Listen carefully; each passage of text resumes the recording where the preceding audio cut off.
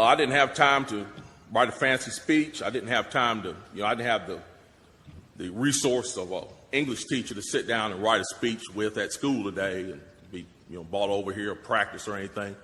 What I really came down here for is this. I've heard a whole lot of people in here talking tonight about this group and that group, and domestic violence and blacks, these minorities and that minority.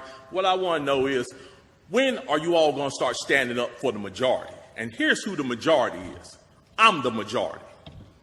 I'm a law-abiding citizen who's never shot anybody, never committed a serious crime, never committed a felony. I've never done anything like that. But it seems like every time we have one of these shootings, nobody wants to put the blame where it goes, which is at the shooter's feet. You want to put it at my feet. You want to turn around and restrict my right, constitutional right that's spelled out in black and white. You want to restrict my right to buy a firearm and protect myself from some of the very people you're talking about in here tonight. It's ridiculous. I don't think Rod Serling could come up with a better script. It does not make any sense. The law-abiding citizens of this community and many communities around this country, we're the first ones taxed and the last ones considered and the first ones punished when things like this happens, because our rights are the ones that are being taken away.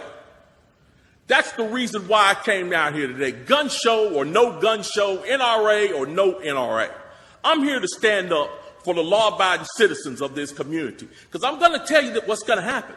You can take the guns away from us all you want to. You all write a law, I follow the law, I'll bring my guns down here, I'll turn them in. But here's what's going to happen. The Crips and the Bloods on the other side of town, they're not going to turn their guns in. They're going to hold on to them.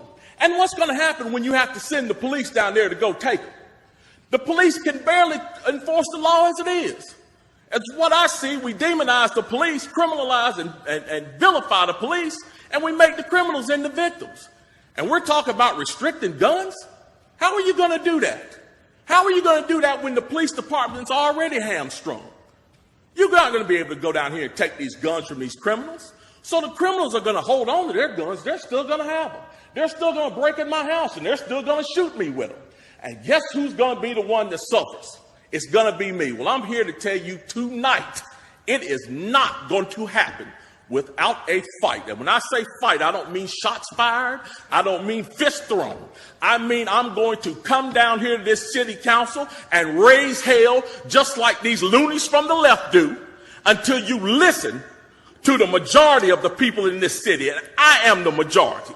The majority of the people in this city are law-abiding, and they follow the law, and they want their constitutional right to be able to bear arms. They want to be able to go to the gun show and buy a hunting rifle or a sport rifle. There are no military-grade weapons sold at the gun show. An AR-15 is not a military-grade weapon. Anybody that would go into combat with an AR-15 is a fool. It's a semi-automatic .22 rifle. You'd be killed in 15 minutes in combat with that thing. So we need to dispel all these myths, and we need to drop all this division that we got going on here. Because the bottom line is, when that Second Amendment was written, whether the framers liked it or not, they wrote it for everybody. And I am everybody. And the law-abiding citizens of this city are everybody. And we want our rights, and we want to keep our rights. And by God, we're going to keep them, come hell or high water.